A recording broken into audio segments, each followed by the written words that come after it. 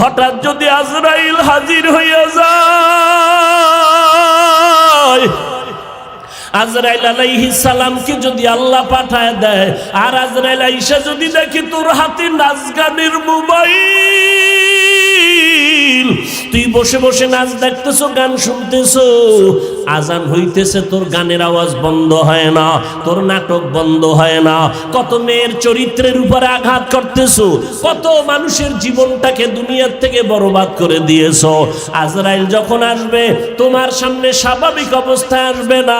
আল্লাহর নবী বলেন, এই গুনাহগার নাফরমানের সামনে আজরাইল এমন বিকট আকৃতি ধারণ করবে, মাথা আসমানে, পা জমিনে, এক হাত মাশরিক আর এক হাত মাগরিবে, চোখগুলো নীল নদের মতো বড় বড়, দেখিয়া ওর কলিজা উল্টায় যাবে, পাগলের মতো হয়ে যাবে। ও মা বলিয়াও ডাকতে পারবে না, আব্বু বলে ডাকতে পারবে না। আজরাইল আইসা রুহুটা যখন ধরার জন্য শরীরের উপরে কদম রাখবে, রুহুটা শরীরের জোড়ায় জোড়ায় জোড়ায় জোড়ায় পালাইতে থাকবে, বের হইতে চাইবে না। চরমনের জমিনে ঘুমান্ত সৈয়দ ইসহাক রাহমাতুল্লাহ আলাইহি বলতেন, লাঠির আগায় আলকাতরা মাখিয়া তুলার মধ্যে বাড়ি দিলে তুলাগুলো যেমন লাঠির মধ্যে চলে আসে, ওরে গুনাহগার জাহান্নামের আসামির যুবক, আজকে গুনার মজা পাইয়া, আজকে তুমি আমি টুপি মাথায় দিই, তোমার পায়ে ধরলাম, তোমার টুপি মাথায় দিতে ভাল লাগে না, তোমার কপাল এত খারাপ, নিজেও দাড়ি রাখতে পারো না, যারা রাখে তাদেরও পছন্দ করো না, নিজেও নামাজ পড়ো না, যারা নামাজ পড়ে তাদেরও পছন্দ করো না, এত কপাল পোড়া তুমি কেমনে হইলা, নিজেও হালাল খাও না, যারা হালাল খায় তাদেরও তুমি পছন্দ করো না। আজরাইল যখন রুহুটা টান দিবে, সাথে সাথে শরীরের রগগুলো সিরিয়া রুহুটা হাতের মধ্যে চলে যাবে। আল্লাহর নবী বলেন, জ্যান্ত বকরির চামড়া খুললে যেমন কষ্ট, এর থেকে শতগুণ কষ্ট বেশি হবে বেনামাজির জান কবজের সময়। অনেক সময় যারা মরণের মানুষের পাশে থাকেন দেখছেন, বেনামাজির জান কবজের সময় চোখ উল্টায় যায়, হাত পা বাঁকা হয়ে যায়, এর মাত্র কারণ আজরাইলের দেখিয়া সহ্য করতে পারে নাই। নবী বলেন, ওর জন্য আমার মাওলা জাহান্নাম বানায় রাখছেন, একটা জেলখানা বানায় রাখছেন। ওরে আল্লাহর দেওয়া পানি, আল্লাহর দেওয়া বাতাস, আমার মাওলার দেওয়া সূর্যের আলো, আমার আল্লাহর দেওয়া চাঁদের আলো, আমার আল্লাহর দেওয়া জমিনের ফসল খাইতেছো, আল্লাহর দেওয়া নদীর মাছ খাইতেছো, আল্লাহর এত কিছু নিয়ামত খাইয়া যারা আল্লাহর বিরোধিতা করবি, মানবি না, আলেম ওলামারা পাও ধরে ধরে নামাজের দাওয়াত দেয়, শুনবি না, এরপরও গালাগালি করবি। আল্লাহর নবী বলেন, আল্লাহ রাগ করিয়া বলে, ফেরেশতা ওই জাহান্নাম ওর জন্য বানায় রাখছি জেলখানা, আমার হুকুম মানে নাই। সরকারের নজরে আমরা জনগণ সব সমান, কিন্তু এরপরও সরকার জেলখানা বানায় রাখছে, রাষ্ট্রের মধ্যে বালাখানাও বানায় রাখছে। জেলখানা কাদের জন্য? যারা সরকারের আইন অমান্য করবে তাদের জন্য জেলখানা, ওখানে রিমান্ডের মার দেওয়া হয়। আল্লাহ বলেন, আমার কাছে সব বান্দা মোহব্বতের, আমি আল্লাহ চাই না কেউ জাহান্নামে যা। এই জন্য আমি আল্লাহ প্রত্যেকটা রাতের গভীর তৃতীয় ভাগে আমি প্রথম আসমানে আসি, আমি আমার বান্দার গুনাহ মাফ করার জন্য ডাকতে থাকি। আলা মিন মুস্তাগফিরিন ফাগফির আলা, আলা মিন মুস্তারজিকিন ফারজুকা। আমি আল্লাহ পাক ভোর রাত্রে আসি, প্রতিদিন প্রথম আসমানে আমি হাজির হয়ে যাই, আর আমি ডাকতে থাকি, রে গুনাহগারেরা তোরা কই? ওরে শয়তানের ধোকায় পড়িয়া যারা গুনাহ করেছো, ওরে তোর 30, 40, 50, 70 বছর হায়াতটারে গুনাহে যারা কাটাইছো, শয়তানের ধোকায় নামাজ পড়তে পারো নাই, শয়তানের ওয়াসওয়াসায় গুনাহ করেছো, আমি আল্লাহ হাজির, আমার কাছে উঠি একবার আল্লাহ বলিয়া ডাক দাও। আমি আল্লাহ তোমার গুনাহ মাফ করার জন্য হাজির হয়ে গেলাম। ওরে দুনিয়াতে তোমার অপরাধ যদি একটা হয়, এক ধরনের মামলা, যদি তুমি অপরাধ 2 লাইনে করো, 2 লাইনে 2 ধারায় মামলা, অপরাধ যদি 3 লাইনে করো, 3 ধারায় মামলা, এইভাবে কারো বিরুদ্ধে 10টা মামলা 10 ধারায়, কারো বিরুদ্ধে 30টা মামলা 30 ধারায়, 30 ধারার মামলার জন্য 30 বার হাজিরা দেওয়া লাগে এবং রায় 30 রকম হয়। কিন্তু আমার আল্লাহ বলেন, বান্দা তুই জিনার গুনাহ করছো, ধারা একটা, তুই মা বাবার সাথে বেয়াদবি করছো, ধারা আলাদা। কিন্তু আমার মাওলার কাছে এই ধারা কিন্তু গণনা নাই। তুই 30 বছর, 50 বছর, 70 বছর গুনাহ করিয়া পাহাড় বানাইছো। আরে বান্দা, তুই যদি মাথা নত করিয়া একবার আমি আল্লাহকে আল্লাহ বলে ডাক দিয়া বলো, হে মালিক, আমার আমল নামায় গুনার গুনাহ, আমার গুনার কারণে হাত না পাক, আমার চোখ না পাক, আমার জিহ্বা না পাক, আমার অন্তর না পাক। আমার গুনার খবর আমার মা জানে না, আমার ভাই জানে না, আমার অপরাধের খবর আমার ঘরের কেউ জানে না। যদি আমার মা বাবায় জানতো আমি জিনা করি, আমার মা বাবায় লাথি মেরে তাড়ায় দিত। মা বাবা ভাই বোনেরা যদি জানতো আমি চুরি করি, আমার কেউ ভালো জানতো না। ও আল্লাহ, তুমি জানো, তুমি দেখছো, এরপরেও রাগ করিয়া পানি বন্ধ করো নাই, খানা বন্ধ করো নাই। গুনার কারণে রাগ করিয়া আমার সম্মানের চেয়ার থেকে তুমি ফালাইয়া দাও নাই। গুনার কারণে তুমি রাগ করিয়া বাতাস বন্ধ করো নাই। গুনার কারণে বেজার হইয়া তুমি সূর্যের আলো, চাঁদের আলো বন্ধ করো নাই। ও আল্লাহ, আজকে আমি তোমার কাছে আসছি ক্ষমার জন্য। আল্লাহ বলেন, বান্দা তুই একদিন আর 2 দিন না, বছর বছর 70-80 বছর গুনাহ করিয়া বিশাল বড় পাহাড় নিয়ে যদি আমি মাওলার কাছে মাথা নত করিয়া মাসির মাথা বরাবর 1 ফোঁটা চোখের পানি ছেড়ে দিতে পারো, আমি আল্লাহর কাছে যদি দিলটা নরম করে মাওলারে ডাক দিয়ে বলো, আল্লাহ আর গুনাহ করব না, ওই জাহান্নামের আগুন সইতে পারবো না রে মালিক। ওরে ঘরের মধ্যে ঘুমাইতে গেলে মশারি টানায় ঘুমাই, মশার কামড়ে ঘুমানো যায় না। ও আল্লাহ, গুনাহ নিয়ে কবরে গেলে যে আযাব হবে সহ্য করতে পারবো না, কই পাবো মশারি? দুনিয়াতে সূর্যের গরম সইতে পারি না, রাতের বেলা সূর্য নাই, তারপরও ঘাম আর গরম, ফ্যানের বাতাস দিয়াও আমার ঘাম কমে না, গরম কমে না। আর গুনাহগার হইয়া কবরে গেলে জাহান্নামের আগুন, ওই জাহান্নামের আগুনের গরম কেমনে সহ্য করব আল্লাহ? আমি সইতে পারবো না। ও আল্লাহ, জাহান্নামের আযাব সহ্য করতে পারবো না। একটা বেতের বাড়ি কেউ দিলে আমি বরদাস্ত করতে পারি না। আল্লাহর নবী বলেন, গুনাহ নিয়ে যারা কবরে যাবা, ওই 2 পার্শ্বের মাটিকে আমার আল্লাহ ডাক দিয়ে বলবে, রে কবরের মাটি, ওই নাফরমান বেনামাজিরে 2 পার্শ্ব থেকে জোরে জোরে চাপ দাও। এত জোরে 2 পার্শ্বের মাটি চাপ দিবে, পাজরের হাড়গুলো চুরমার হয়ে যাবে। একটা না, 2টা না, 70 থেকে 99টা সাপের কামড়। ও যুবকেরা, ও বৃদ্ধ বাবাজিরা, ও পর্দার আড়ালের মারা, ও বোনেরা, ভালো করিয়া বুঝো, 15,500 বছর হয়ে গেল আমার আল্লাহর কোরআনের ভুল কেউ প্রমাণ করতে পারে নাই। মকুন সুসতি নামাজে পঞ্জে গানা, ফাওয়াইলুল লিল মুসাল্লিনাল্লাযীনা মুমিনারা ইনামাজ ইমদাদে দা ইস্তাইনু আয়াতে কুরআওয়াখা। মকুন সুসতি নামাজে পঞ্জে গানা, ফাওয়াইলুল লিল মুসাল্লিনাল্লাযীনা মুমিনারা ইনামাজ ইমদাদে দা ইস্তাইনু আয়াতে কুরআওয়াখা। একটুখানি নেকের তরে রোজা হাসরের মাঠেতে বাবা ঘুরবে ছেলের পিছে, ছেলে বাবার আগেতে। আহাতে মন কঠিন দিনেতে নামাজ তোমায় ভুলবে না, ঠিক মতো পড়িলে নামাজ জান্নাত তোমার ঠিকানা।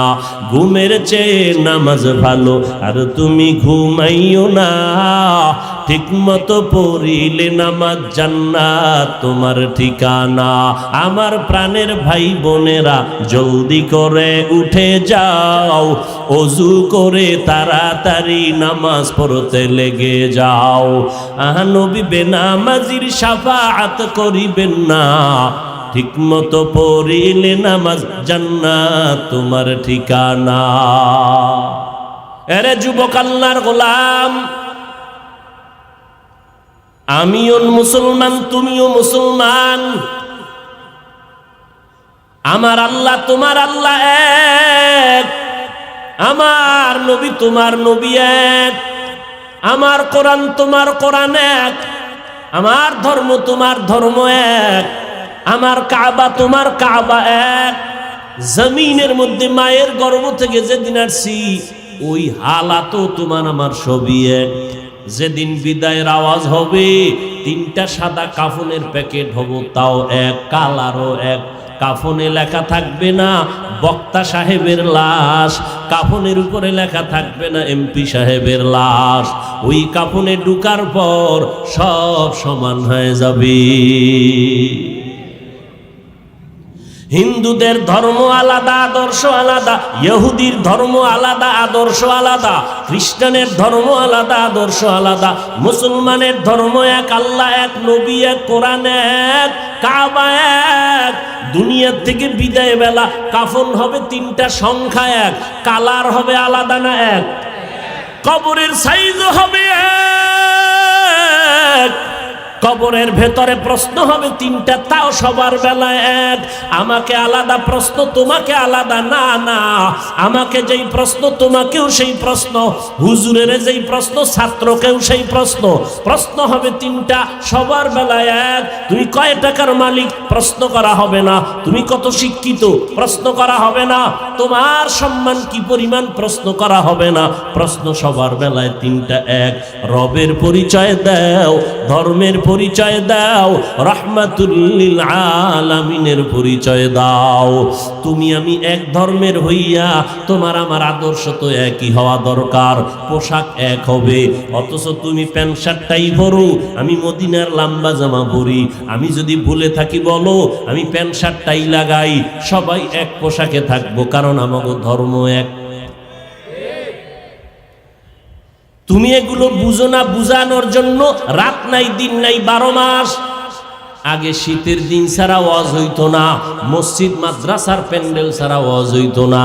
এখন সিফা গলির মধ্যে রাস্তায় ওয়াজ, ফজরের পরে বয়ান, সারা রাত বয়ান, আসরের পরে বয়ান, মাগরিবের পরে বয়ান, জোহরের পরে বয়ান। কয় হুজুর আপনি যাইয়া 10 মিনিট একটু দোয়া করে আসবেন, আর কিছু দরকার নাই। 12টা মাস কোন সময় খানা নাই, ঘুম নাই, সব। আজকে সারা দিন মাত্র মাগরিবের সময় ইফতারি করলাম, এরপরে আসলাম, আইসেই ডাইরেক্ট স্টেজে উঠলাম। কোথায় খানা, কোথায় ঘুম? আমি রকম প্রতিদিন 12 মাস দৌড়াইতেছি, মুসলমানের বয়ান করি। বয়ান করিয়া তো এই কথা একবারও বলি নাই যে কষ্ট পাবে, এই কথা বলি নাই বাবা ব্যবসা ছেড়ে দাও, চাকরি ছেড়ে দাও, স্কুল ছেড়ে দাও, কলেজ ছেড়ে দাও, একবারও বলি নাই। পাঁচকল্লি টুনি মাথায় না দিলে গুনাহ হবে, একবারও বলি নাই। তাবলীগ না করলে জাহান্নামে যাবেন, একবারও বলি নাই। পীরের কাছে না গেলে জাহান্নামে যাবেন, একবারও বলি নাই। কওমি মাদ্রাসায় না পড়লে আপনি জাহান্নামে যাবেন, একবারও বলি নাই। এরপরও কি বলতে চাই, সব জায়গায় মানুষের বিনয়ের সাথে কথা বলি, পায়ে হাত রাইখা মাথা নত কইরে কথা বলি, একটা কর্কশ ভাষা ব্যবহার করি না। যদি অজান্তে হইয়াই যায়, হতেই পারে, কারণ 10টা কথা বললে একটা কথা একটু আঁকা বাঁকা হতেই পারে। 1 ঘন্টা 2 ঘন্টা প্রতিদিন চিল্লাইলে 2-1টা কথা একটু অজান্তে উল্টা পাল্টা হতে পারে। এটা আল্লাহর কাছেও ধরা নাই, জমিনের কাছেও ধরা নাই। এরপরও আমরা কতটা ভয় নিয়ে চলি। আপনাদের ফাঁকে ফাঁকে বলি, ভাইজান মনে কষ্ট পাইছেন নি, মাফ করে দেন। আবার মোনাজাতে আমার আল্লাহর কাছে আবার বয়ানের শেষে ক্ষমাও চাই। এরপরও বয়ান দিয়ে বুঝাই, কি বুঝাই? একটা কথা, ও দুনিয়ার নবীর আশিক, জমিনে যতদিন বেঁচে থাকবা গোলামি করবা একমাত্র আমার আল্লাহর। দুনিয়াতে যতদিন বেঁচে থাকবা আদর্শ মানবা মদিনাওয়ালা নবীর, আর কারো আদর্শ মানা যাবে না। এই কথা বলতেছি রে বাবা, কিন্তু দুঃখ এত বয়ানের পরেও আমি টুপি মাথায় না দিলে বড় লজ্জা লাগে। আর তুমি মুসলমান, টুপি মাথায় দিতে লজ্জা লাগে, আমি দাড়ি কাটতে লজ্জা পাই, তুমি দাড়ি রাখতে লজ্জা পাও। তুমি কেমন মুসলমান? আমি নামাজ না পড়লে লজ্জায় হুঁশ থাকে না, তোমার নামাজ পড়তে গেলে লজ্জা লাগে, আমি পর্দা না করলে লজ্জা পাই, আর তুমি পর্দা করতে গেলে লজ্জা পাও। আজকে যদি পর্দা থাকতো, জবানকে কন্ট্রোল রাখতা, তাহলে আমার যুবতী বোনেরা যুবকের চরিত্র নষ্ট করতে পারতো না, আমার যুবকেরা যুবতীদের চরিত্র নষ্ট করতে পারতো না। তুমি মুসলমান, আমিও মুসলমান, সব বুঝি, এরপরও পায়ে ধরে বলতেছি টুপি মাথায় দিতে চাই না, বরং উল্টা আঘাত করি টুপিওয়ালাদের উপরে, আক্রমণ করি কথার মাধ্যমে। দাড়ি রাখতে চাই না, পর্দা করতে চাই না, কি চাই? আবার এর মধ্যে একদল ঘি ডালে, ঘি কি এত ইবাদত লাগে না, নফল লাগে না, টুপির মধ্যেই কি ইসলাম, দাড়ির মধ্যেই কি ইসলাম, পর্দার ভিতরেই কি ইসলাম? এভাবে করতে করতে খালি প্রশ্নবোধক চিহ্ন দিয়া এখন সবগুলো না বানায় দিল। তাহলে দাড়ির মধ্যে ইসলাম নাই, টুপির মধ্যে নাই, পোশাকের মধ্যেই কি ইসলাম, পোশাকেও নাই। তো ইসলামটা কোন? চাপাবাজির মধ্যে, চাপাবাজির মধ্যে ইসলাম না। আল্লাহ হেদায়াত দান করুন। জিন্দেগি মে বন্দেগি তু করনা হে, जिंदगी में बंदगी तू करना है, जिंदगी बे बंदगी शर्मिंदा है, जिंदगी बे बंदगी शर्मिंदा है। दुनिया में हो दुनिया का तलबगार ना हो,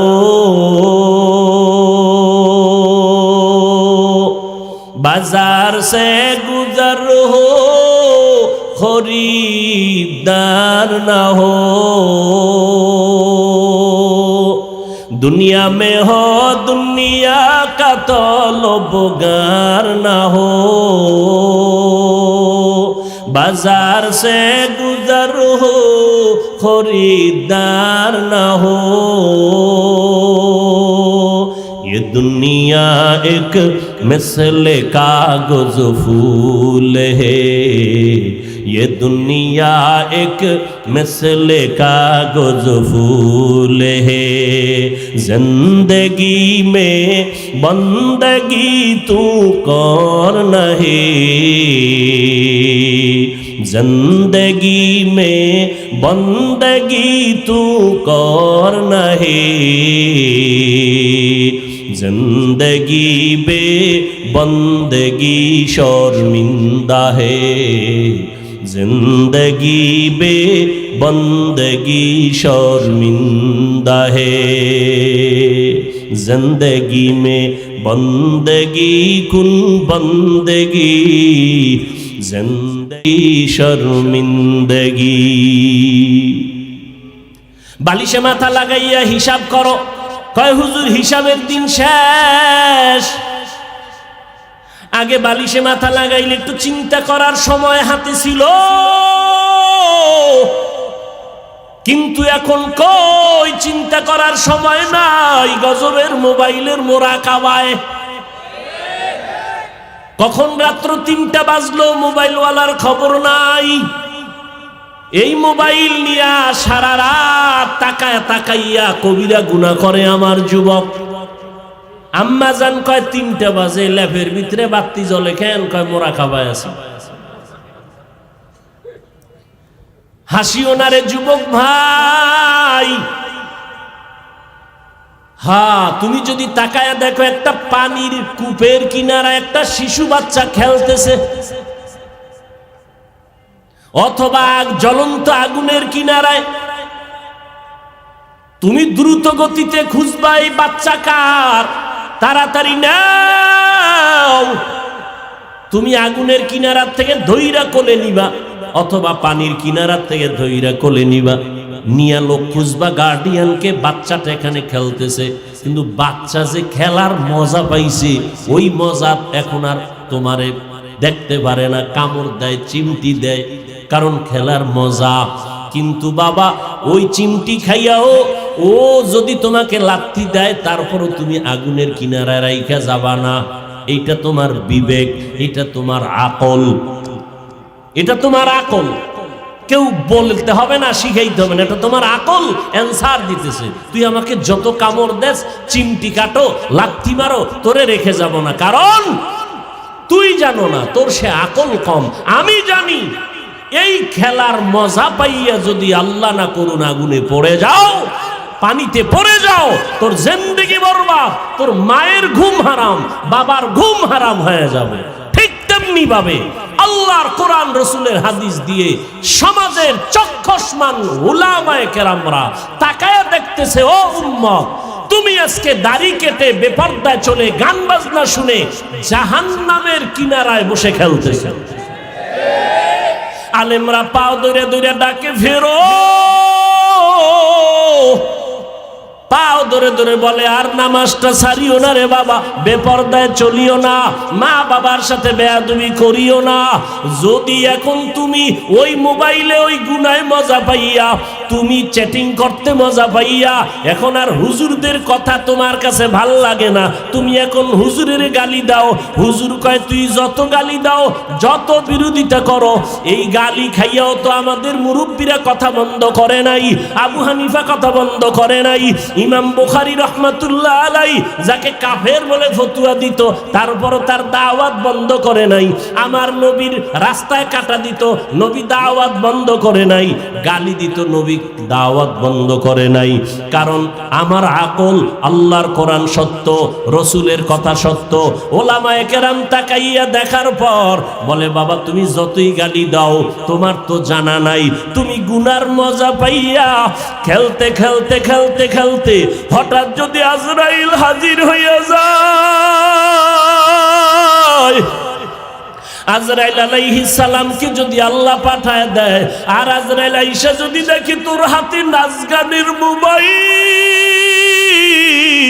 তুই বসে বসে নাচ দেখতেছো, গান শুনতেছো, আজান হইতেছে, তোর গানের আওয়াজ বন্ধ হয় না, তোর নাটক বন্ধ হয় না, কত মেয়ের চরিত্রের উপরে আঘাত করতেছো, কত মানুষের জীবনটাকে দুনিয়ার থেকে বরবাদ করে দিয়েছো।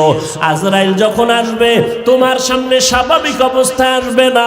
আল্লাহর নবী বলেন, এই গুনাহগার নাফরমানের সামনে আজরাইল এমন বিকট আকৃতি ধারণ করবে, মাথা আসমানে, পা জমিনে, এক হাত মাশরিক আর এক হাত মাগরিবে, চোখগুলো নীল নদের মতো বড় বড়, দেখিয়া ওর কলিজা উল্টায় যাবে, পাগলের মতো হয়ে যাবে। ও মা বলিয়াও ডাকতে পারবে না, আব্বু বলে ডাকতে পারবে না। আজরাইল আইসা রুহুটা যখন ধরার জন্য শরীরের উপরে কদম রাখবে, রুহুটা শরীরের জোড়ায় জোড়ায় জোড়ায় জোড়ায় পালাইতে থাকবে, বের হইতে চাইবে না। চরমনের জমিনে ঘুমান্ত সৈয়দ ইসহাক রহমাতুল্লাহ আলাইহি বলতেন, লাঠির আগায় আলকাতরা মাখিয়া তুলার মধ্যে বাড়ি দিলে তুলাগুলো যেমন লাঠির মধ্যে চলে আসে, ওরে গুনাহগার জাহান্নামের আসামির যুবক, আজকে গুনার মজা পাইয়া, আজকে তুমি আমি টুপি মাথায় দিই, তোমার পায়ে ধরলাম, তোমার টুপি মাথায় দিতে ভাল লাগে না, তোমার কপাল এত খারাপ, নিজেও দাড়ি রাখতে পারো না, যারা রাখে তাদেরও পছন্দ করো না, নিজেও নামাজ পড়ো না, যারা নামাজ পড়ে তাদেরও পছন্দ করো না, এত কপাল পরা তুমি কেমনে হইলা, নিজেও হালাল খাও না, যারা হালাল খায় তাদেরও তুমি পছন্দ করো না। আজরাইল যখন রুহুটা টান দিবে, সাথে সাথে শরীরে রগগুলো সিরিয়ার রুহুটা হাতের মধ্যে চলে যাবে। আল্লাহর নবী বলেন, জ্যান্ত বকরির চামড়া খুললে যেমন কষ্ট, এর থেকে শতগুণ কষ্ট বেশি হবে বেনামাজির জান কবজের সময়। অনেক সময় যারা মরণের মানুষের পাশে থাকেন, দেখছেন বেনামাজির জান কবজের সময় চোখ উল্টায় যায়, হাত পা বাঁকা হয়ে যায়, এর মাত্র কারণ আজরাইলের দেখিয়া সহ্য করতে পারে নাই। নবী বলেন, ওর জন্য আমার মাওলা জাহান্নাম বানায় রাখছি। দিন একটা জেলখানা বানায় রাখছেন। ওরে আল্লাহর দেওয়া পানি, আল্লাহর দেওয়া বাতাস, আমার মাওলার দেওয়া সূর্যের আলো, আমার আল্লাহর দেওয়া চাঁদের আলো, আমার আল্লাহর দেওয়া জমিনের ফসল খাইতেছো, আল্লাহর দেওয়া নদীর মাছ খাইতেছো।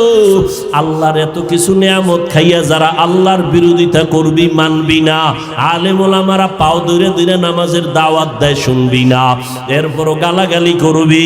আল্লাহর নবী বলেন, আল্লাহ রাগ করিয়া বলে ফেরেশতা, ওই জাহান্নাম ওর জন্য বানায় রাখছি জেলখানা, আমার হুকুম মানে নাই। সরকারের নজরে আমরা জনগণ সব সমান, কিন্তু এরপরও সরকার জেলখানা বানায় রাখছে, রাষ্ট্রের মধ্যে বালাখানাও বানায় রাখছে। জেলখানা কাদের জন্য? যারা সরকারের আইন অমান্য করবে তাদের জন্য জেলখানা, ওখানে রিমান্ডের মার দেওয়া হয়। আল্লাহ বলেন, আমার কাছে সব বান্দা মোহব্বতের, আমি আল্লাহ চাই না কেউ জাহান্নামে যাক। এই জন্য আমি আল্লাহ প্রত্যেকটা রাতের গভীর তৃতীয় ভাগে আমি প্রথম আসমানে আসি, আমি আমার বান্দার গুনাহ মাফ করার জন্য ডাকতে থাকি। আলা মিন মুস্তাগফিরিন ফাগফির আলা, আলা মিন মুস্তারজিকিন ফারজুকা। আমি আল্লাহ পাক ভোর রাত্রে আসি, প্রতিদিন প্রথম আসমানে আমি হাজির হয়ে যাই, আর আমি ডাকতে থাকি, রে গুনাহগারেরা তোরা কই? ওরে শয়তানের ধোকায় পড়িয়া যারা গুনাহ করেছো, ওরে তোর 30, 40, 50, 70 বছর হায়াতটারে গুনাহে যারা কাটাইছো, শয়তানের ধোকায় নামাজ পড়তে পারো নাই, শয়তানের ওয়াসওয়াসায় গুনাহ করেছো, আমি আল্লাহ হাজির, আমার কাছে উঠি একবার আল্লাহ বলিয়া ডাক দাও। আমি আল্লাহ তোমার গুনাহ মাফ করার জন্য হাজির হয়ে গেলাম। ওরে দুনিয়াতে তোমার অপরাধ যদি একটা হয়, এক ধরনের মামলা, যদি তুমি অপরাধ 2 লাইনে করো, 2 লাইনে 2 ধারায় মামলা, অপরাধ যদি 3 লাইনে করো, 3 ধারায় মামলা।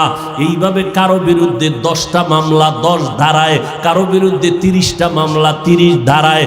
30 ধারার মামলার জন্য 30 বার হাজিরা দেওয়া লাগে এবং রায় 30 রকম হয়। কিন্তু আমার আল্লাহ বলেন, বান্দা তুই জিনার গুনাহ করছো, ধারা একটা, তুই মা বাবার সাথে বেয়াদবি করছো, ধারা আলাদা। কিন্তু আমার মাওলার কাছে এই ধারা কিন্তু গণনা নাই। তুই 30 বছর 50 বছর 70 বছর গুনাহ করিয়া পাহাড় বানাইছো। আরে বান্দা, তুই যদি মাথা নত করিয়া একবার আমি আল্লাহকে আল্লাহ বলে ডাক দিয়া বলো, হে মালিক, আমার আমল নামায় গুনার গুনাহ, আমার গুনার কারণে হাত না পাক, আমার চোখ না পাক, আমার জিহ্বা না পাক, আমার অন্তর না পাক। আমার গুনার খবর আমার মা জানে না, আমার ভাই জানে না, আমার অপরাধের খবর আমার ঘরের কেউ জানে না। যদি আমার মা বাবায় জানতো আমি জিনা করি, আমার মা বাবায় লাথি মেরে তাড়ায় দিত। মা বাবা ভাই বোনেরা যদি জানতো আমি চুরি করি, আমার কেউ ভালো জানতো না। ও আল্লাহ, তুমি জানো, তুমি দেখছো, এরপরেও রাগ করিয়া পানি বন্ধ করো নাই, খানা বন্ধ করো নাই। গুনার কারণে রাগ করিয়া আমার সম্মানের চেয়ার থেকে তুমি ফালাইয়া দাও নাই। গুনার কারণে তুমি রাগ করিয়া বাতাস বন্ধ করো নাই। গুনার কারণে বেজার হইয়া তুমি সূর্যের আলো চাঁদের আলো বন্ধ করো নাই। ও আল্লাহ, আজকে আমি তোমার কাছে আসছি ক্ষমার জন্য। আল্লাহ বলেন, বান্দা তুই একদিন আর 2 দিন না, বছর বছর 70-80 বছর গুনাহ করিয়া বিশাল বড় পাহাড় নিয়ে যদি আমি মাওলার কাছে মাথা নত করিয়া মাসির মাথা বরাবর 1 ফোঁটা চোখের পানি ছেড়ে দিতে পারো, আমি আল্লাহর কাছে যদি দিলটা নরম করে মাওলারে ডাক দিয়ে বলো, আল্লাহ আর গুনাহ করব না, ওই জাহান্নামের আগুন সইতে পারবো না রে মালিক।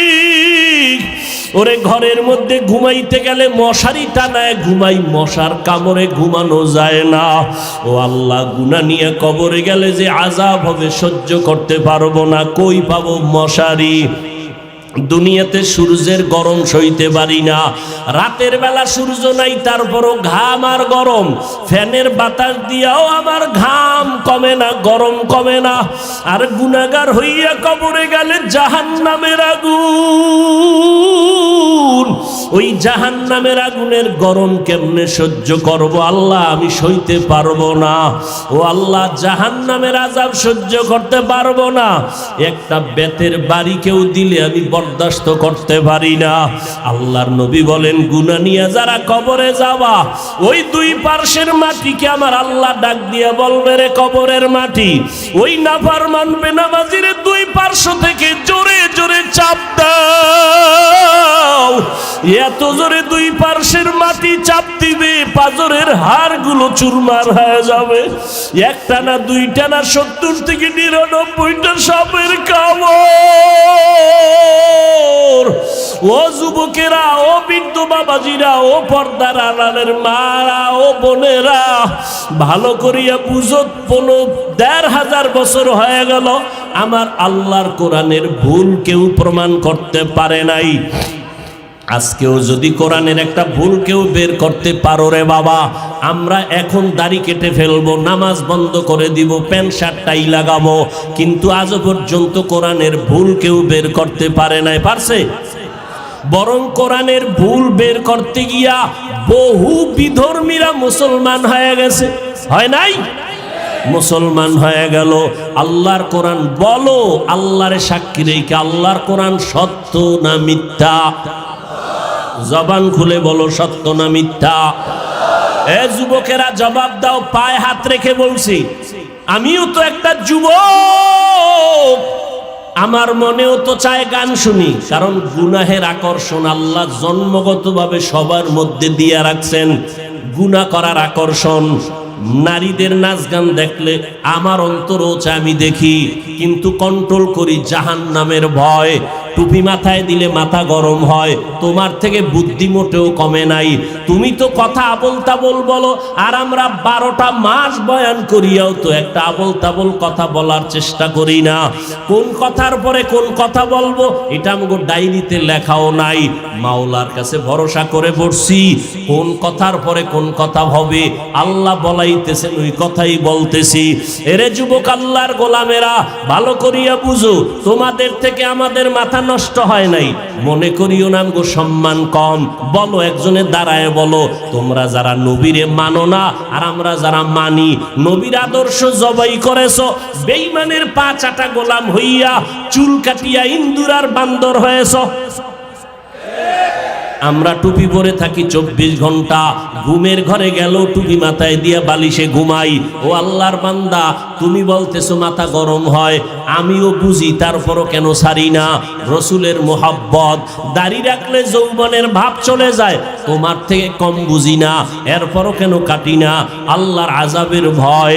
এরে আল্লাহর বান্দারা, নামাজের সময় কি কষ্ট, ফজরের সময় শীতের মধ্যে উঠা নামাজ পড়া অনেক কষ্ট, ঠান্ডা পানি দিয়েও জুবান ইয়া নামাজ পড়তে কষ্ট, এরপরও নামাজ ছাড়ি না কেন?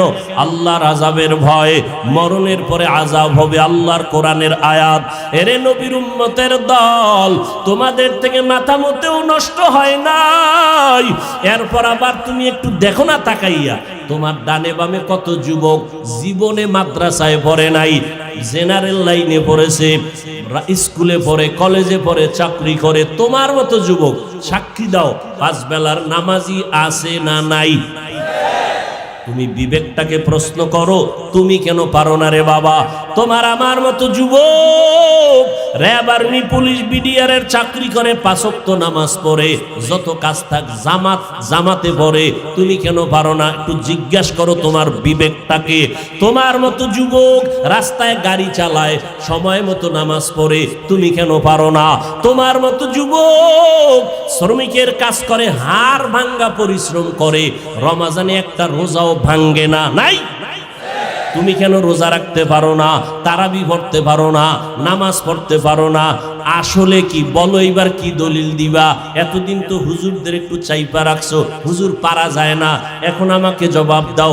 তোমার মতো যুবক একই স্কুলে পড়ো, ও নামাজ পড়ে তুমি পড়ো না, তুমি একই ডিপার্টমেন্টে চাকরি করো, 10 জন নামাজ পড়ে তুমি পড়ো না, এখন কি জবাব দিবা বলো? এখন জবাব একটাই, তোমার কপাল পুড়ে গেছে, তোমার উপরে আমার আল্লাহ বেজার, তোমার উপরে মা বাবার অভিশাপ, মা বাবা বরদোয়া দিয়ে দিছে, তোমার কপাল পুড়ে গেছে। মোনাজাত তো সবাই দেই, অনেকের চোখে পানি, আবার অনেকের চোখে পানি নাই, কান্না নাই, আর একজন কানতে কানতে বেউসায় যায়, কারণ ওর উপরে মাওলার রহমতের নজর লাগছে, আল্লাহ ওয়ালাদের দোয়া লাগছে, মা বাবার দোয়া লাগছে, চোখের পানি এমনিই বের হয় না। তোমার এই মিরপুর থানায় আসামি দইরা পুলিশে কি মারা মারে, এরপরও চোখে পানি আসে না, নাই? অথচ ওয়াজের প্যান্ডেলে আল্লাহওয়ালারা ওলামায়ে কেরাম বয়ান করে, 50 হাত 200 হাত দূরে বসে যুবক চিৎকার দিয়ে কান্না করে, একজনারে বেত দিয়ে মারলেও কান্দে না, আর একজনে বয়ান শুনে শুনে কান্না করে। একটু চিন্তা করো, ওরে মারলো কে? এরে যুবক, আমাকে একটু বিবেক দিয়ে জবাব দাও, বিবেকের সাথে বেঈমানি করিস না রে যুবক। একই চুলায় রান্না হয় ভাত আর তরকারি, রান্না করার রাঁধুনি আমার মা, খেয়াল করো, একই তরকারি, একই মশলা, একই চুলা, একই আগুন, রান্নার পরে আব্বা খায়, আম্মা খায়, আমিও খাই, বোনেরাও খায় একই, কিন্তু দিন দিন আব্বা আম্মা হয় দুর্বল, আমরা হই শক্তিশালী সবল। এই বুদ্ধিজীবীরা জবাব দাও, আমাকে তো বুদ্ধি নেই, তোমার অনেক বুদ্ধি, জবাব দাও কারণ কি? আল্লাহর কুদরত বলবা না, কারণ তুমি আল্লাহকে মানো না, তুমি আল্লাহর কুদরত বলবা কেন? আমরা বলবো আল্লাহর কুদরত। একই খানা, একই চুলায় রান্না, আব্বা আম্মা একই খানা খায়, আমরাও একই খানা খাই, তাদের রোগ বাড়ে, আমরা শক্তিশালী হই, তারা দুর্বল হয়, কারণ কি? এত যুক্তি, এত বুদ্ধি, দাও জবাব দাও। এরে আল্লাহর বান্দা, তোমার থেকে 1000 কোটি গুণ বুদ্ধিমান ছিল আবু জাহাল, যার নাম ছিল আবুল হেকাম, বুদ্ধিমানের বাবা। কিন্তু বুদ্ধি হইলে কি হবে? পৃথিবীর শ্রেষ্ঠ মানুষটাকে মানুষ বলে চিনতে পারে নাই। রহমতের নবী এত দাওয়াত দিলেন, কালেমা পড়ে নাই। এরে যুবক, একটু চিন্তা করো, বালিশে মাথা লাগাও, যার মনের মনে প্রশ্ন করো, আমার মতো যুবক যদি স্কুলে পড়ে নামাজ পড়ে আমি কেন পারি না? আমার মতো যুবক যদি চাকরি করে নামাজ পড়ে আমি কেন পারি না? আমার কপাল কেন খারাপ? এইভাবে যখন চিন্তা করতে থাকবা, একদিন দেখবা হেদায়েতের দরজা খুলে যাবে। আর মা বাবার কাছে মাঝে মাঝে দোয়া চাইও, মা বাবায় দোয়া করলে আরশে আজিমে পৌঁছতে কোনো পর্দা থাকে না। এজন্য মা বাবার দোয়া বড় দামি। মা বাবার চোখের পানি আর দোয়া ছাড়া আমি বান্দা চেয়ারে বসতে পারি নাই। মা বাবার চোখের পানি আর দোয়া ছাড়া যুবক পরীক্ষায় পাস করতে পারো নাই। মা বাবার চোখের পানি আর দোয়া ছাড়া তুমি বাড়ি গাড়ির মালিক হতে পারো নাই।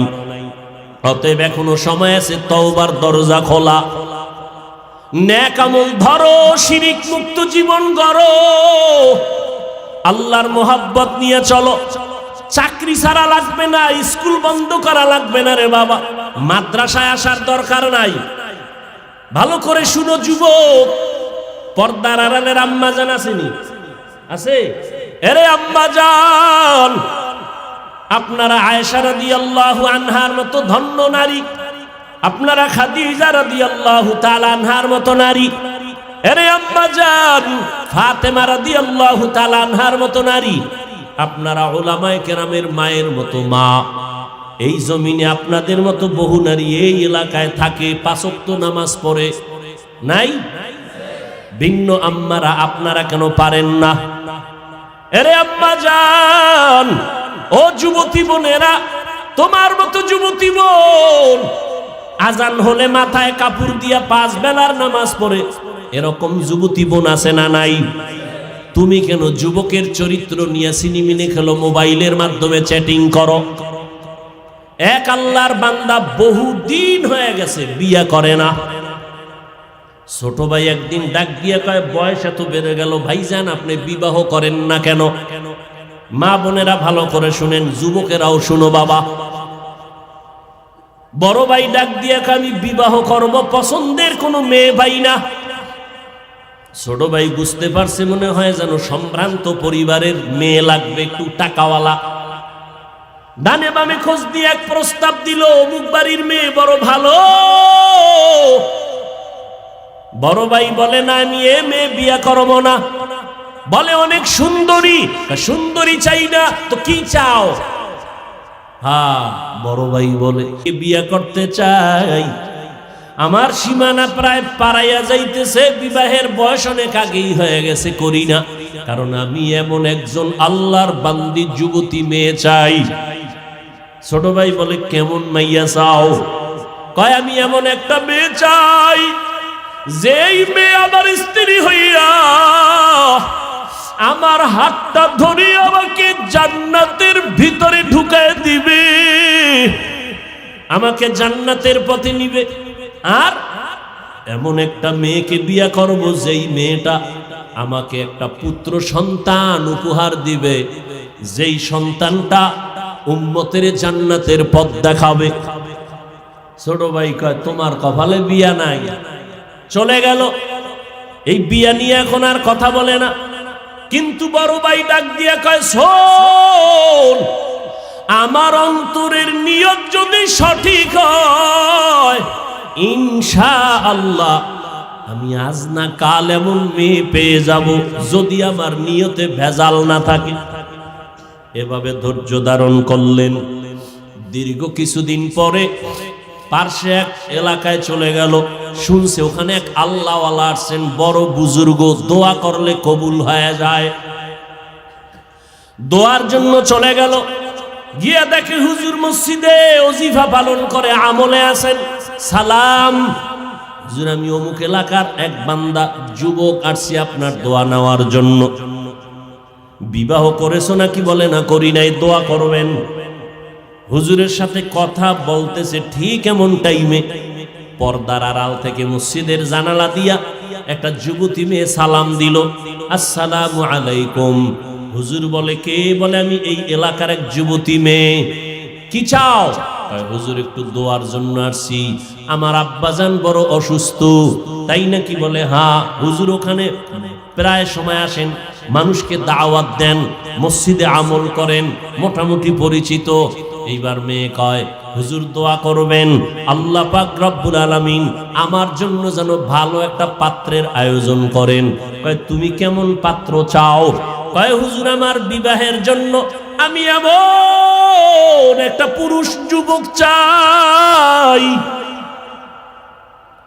যেই যুবক আমার হাত ধরে আমাকে জান্নাতে নিবে এবং আমাকে এমন একটা পুত্র সন্তান উপহার দিবে আল্লাহর দয়ায়, যেই পুত্র সন্তান উম্মতের দায়িত্ব নিয়ে জান্নাতের পথ দেখাবে বাতিলের মোকাবেলায়। হুজুর শুইনা চুপ হয়ে গেলেন। পাশের পুরুষ যুবক ডাক দিয়ে কয়, হুজুর বেয়াদবি মাফ করবেন, আমি দীর্ঘ বছর এই লালন করতেছি, কল্পনা করতেছি এমন গুণের মেয়ে আমিও চাই।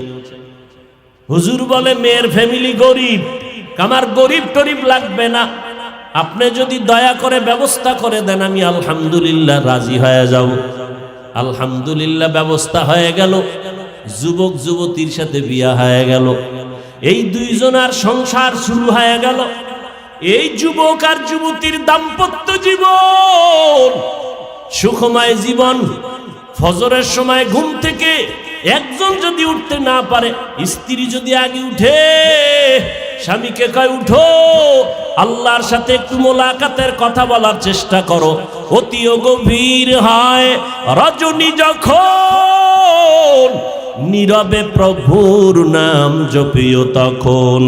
প্রভুর করুণা যদি পাইবারে চাও, গভীর রাতে উঠে প্রভুর গুণগান গাও। স্বামী যদি আগে উঠে স্ত্রীকে ডাকে, উঠো, রান্না বান্না হয় না, এক বন্ধ, আগে নামাজ তারপরে রান্না। এইভাবে জীবন চলতেছে। এর মধ্যে একটা সন্তান আল্লাহ দান করছেন, পুত্র সন্তান। আল্লাহর কাছে দোয়া করতো নামাজ পড়ে, দয়ার মালিক তুমি আমাদের একটা নেককার সন্তান দাও, যেই সন্তানের দ্বারা দুনিয়াতে আমগো সম্মান বাড়বে, আখিরাতেও বাড়বে। আল্লাহ দোয়া কবুল করে ফেলছেন। এমন একটা পুত্র সন্তান আল্লাহ তাদের দান করেছেন, যেই সন্তান দুনিয়াতে আইসা মা বাবার আদর্শ নিয়ে বড় হইয়া রাশিয়া, সিরিয়া, মিশর, ইরাক পুরা জগৎটাকে বিজয়ের পতাকা উড্ডীন করে বাইতুল মুকাদ্দাস মুসলমানের প্রথম কিবলা, যেখানে এক রাকাত নামাজ পড়লে 50,000 রাকাত নামাজের সওয়াব। ওই বাইতুল মুকাদ্দাসের উপরে হামলা, বিভিন্ন বিধর্মীদের হামলা। এই সন্তান গিয়া ইতিহাসের পৃষ্ঠা খুলো, বাইতুল মুকাদ্দাসকে হাতের মধ্যে নিয়ে বিজয়ের পতাকা উড়াইয়া দিলেন।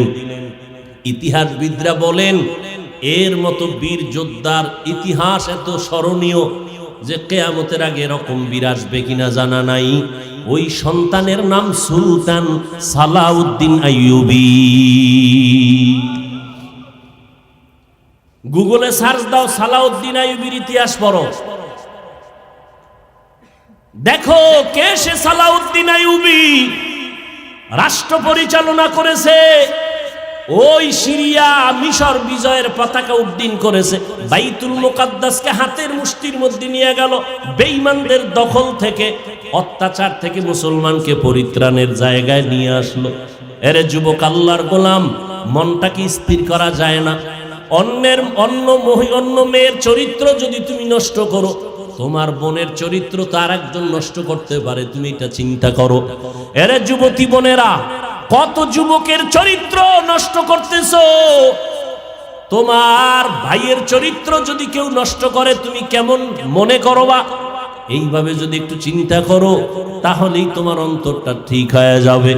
আল্লাহ তো দরজা দিয়ে ডাকতেছেন। এজন্য ওলামায়ে কেরামের মজলিসে বসো। এই যে আপনারা বসছেন বয়ানে, আল্লাহকে সাক্ষী রেখে বলেন, জীবনে ওয়াজে বসেন নাই, আজকে 2 ঘন্টা বয়ানে বসার পরে আল্লাহকে সাক্ষী রেখে বলেন, অন্তরের মধ্যে কি একটু ধাক্কা লাগছে? এই যুবকেরা বলো, লাগছে? 2 ঘন্টা বয়ানে যদি ওলামাদের সামনে বসে যদি অন্তরে ধাক্কা লাগে, আল্লাহর কসম, যারা ওলামাদের পিছনে দিন দিন বছর বছর সময় দিবে, ইনশাআল্লাহ ওই লোকটা জান্নাতি হয়ে কবরে যাবে। কারণ ওর মধ্যে ধাক্কা লাগতে লাগতে লাগতে লাগতে এত মজবুত হয়ে যাবে, না খাইয়ে থাকবে, হারাম খাবে না, নামাজ ছাড়বে না, মরিয়া গেল জামানে কালেমা জারি হয়ে যাবে। এরে যুবক আল্লাহর গোলাম, এখনো সময় আছে, তওবা করো, মা বাবার দোয়া নিয়ে চলো, আর আল্লাহর কাছে মনে মনে ডাকো। জোরে ডাকার দরকার নাই, তোমার অন্তর থেকে তুমি বলতে থাকো, আল্লাহ আজকে মিরপুরের জমিনে আসছি, ও আল্লাহ, অনেকে গ্রামে মা বাবার রাইখা এই শহরে থাকো রে বাবা, গ্রামের মা বাবায় কষ্ট করে তোমার খবর নাই, অনেকে বড় লোক আরামের বিছানায় ঘুমাও, সন্তান আর পরিবার নিয়ে কত খানা খাও, মা বাবায় তোমার জন্য আরামে খানা খায় না, ঘুমায় না। এমন একটা রাত্র নাই যে তোমার টেলিফোন না করে, ও বাবা তোর শরীরের অবস্থা কি, কখন খানা খেয়েছো, কখন ঘুমাইছো? ওই মা বাবারে যারা রাইখা ঘুমাও, মা বাবার দোয়া ছাড়া আগাইতে পারবা না রে যুবক। এখনো সময় আছে, তওবা করে নাও। আল্লাহকে বলো, আল্লাহ জীবনে কম অন্যায় করি নাই, শয়তানের ধোকায় পড়ে আজকে থেকে তওবার নিয়ত করলাম, মরিয়া গেলে যাব, নামাজ ছাড়বো না, বেপরদায় চলবো না, মা বাবাকে কষ্ট দিব না, ওলামায়ে কেরামের বিরোধিতা করে গুনাহগার হব না, মোবাইলের মাধ্যমে গুনাহ করব না, লেখনির মাধ্যমে গুনাহ করব না, চোখের চাহনির মাধ্যমে গুনাহ করব না, মা বাবার দোয়া নিয়ে সামনে আগাবো, নবীর তরিকা মতো চলবো।